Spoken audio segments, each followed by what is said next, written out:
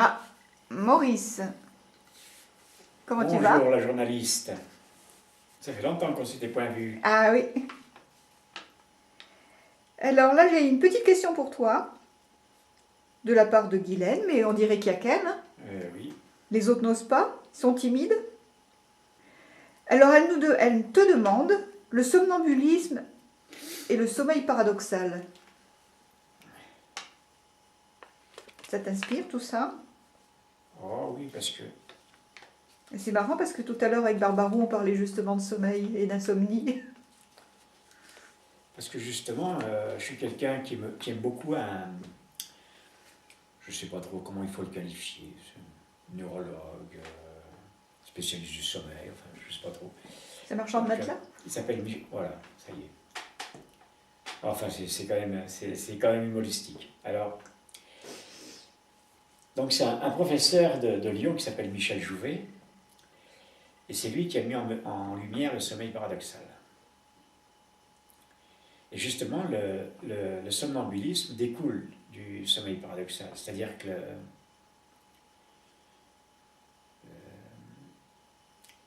le sommeil paradoxal, c'est ce moment dans le sommeil où le corps dort profondément et où le cerveau rêve. C'est-à-dire la phase 4, non? D'un rêve très actif. Donc on voit bien, par exemple avec les chats ou les chiens, c'est vraiment le moment où ils sont agités de tremblements, où ils grognent.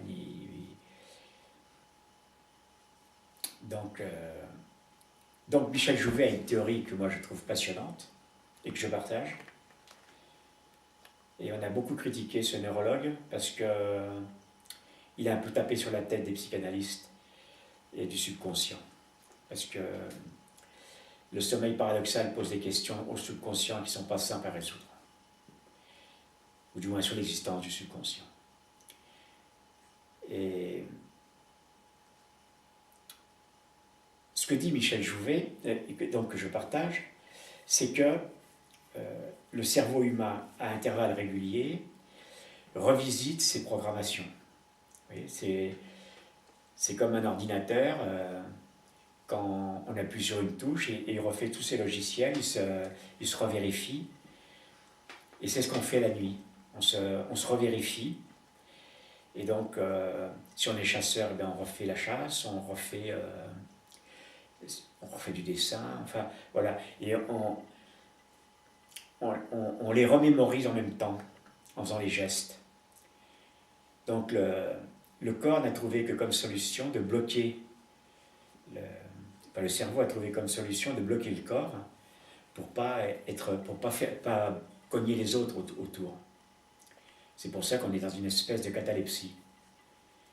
Et alors c'est ce qui fait que quand la catalepsie ne marche pas, pour certains cas, eh bien la personne, elle n'est pas somnambule, c'est qu'elle revit son rêve, elle revit son conditionnement. Et donc, si dans son sommeil paradoxal, elle est partie chasser, elle va se lever, elle va partir chasser et revenir. Parce qu'elle refait, ce conditionnement, cette programmation qu'elle revoit.